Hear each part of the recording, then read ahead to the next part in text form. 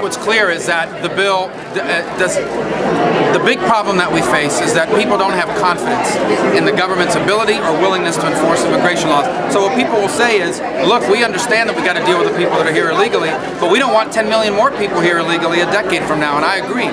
And so I think people are pleased with the E-Verify. I think people are happy with the entry-exit system that's in the bill, but I think people don't think it goes far enough in terms of making sure that the federal government does its job of securing the border. And so as I've said, the bill is currently structured, won't pass in the House.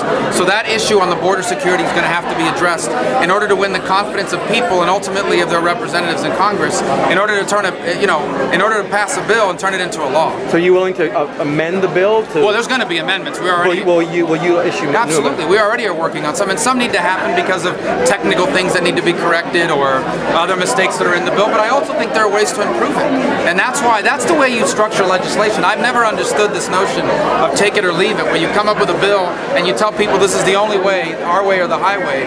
I think what we've worked on, and I have said this even before the bill came out, what we worked on is a starting point, and we build on that starting point, but ultimately we have to do something. What I tell you is unacceptable is leaving things the way they are right now. The status quo is unacceptable. Are you working with anybody specifically in the House as far as... No, not with the House. The House is undergoing its own process, and they've been pretty private about that, and so we'll wait and see. But I am working with members in the Senate, especially members on judiciary, who have ideas about how to improve. And there are a bunch of different, there's some technical amendments that need to be done, and then I think there are some ways to strengthen elements of the bill that people have questions about, so we're engaged in that process. You said you prefer... How much time you spent thinking about 2016? In terms of whether this is going to have an impact? I have my hands full, man. I don't have time for thinking about the future quite right. You said you want a several-step process in the immigration. Is this the first step, this bill, or is this the one bill that's going to... Well, I think this bill has several steps in it. Number one, it modernizes our legal immigration system. It moves it away from a family-based system and towards more of a merit-based system. The second thing that it does is it puts real enforcement mechanisms in place.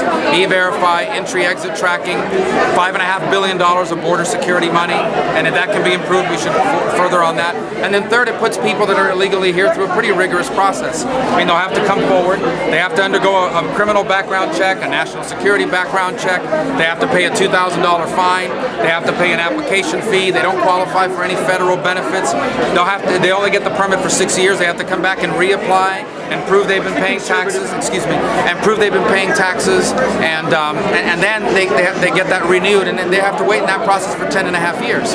So this is a significant period of time, and all these steps are important. If you take any one of those elements out, the bill doesn't work. What's the conservative case for this? Sorry for interrupting, but what's the conservative case for this?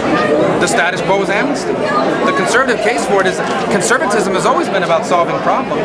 If we do nothing, you've basically ceded the issue over to Barack Obama and the Democrats. You've basically said to the president, we're not going to do anything on immigration, we're going to leave it the way it is, we're going to leave it in the hands of the Secretary of Homeland Security, who goes around saying the border's already secured and nothing else needs to happen. So the conservative argument is if we fail to do anything, we leave the status quo in place. And quite frankly, for the most part, this administration is fine with the status quo.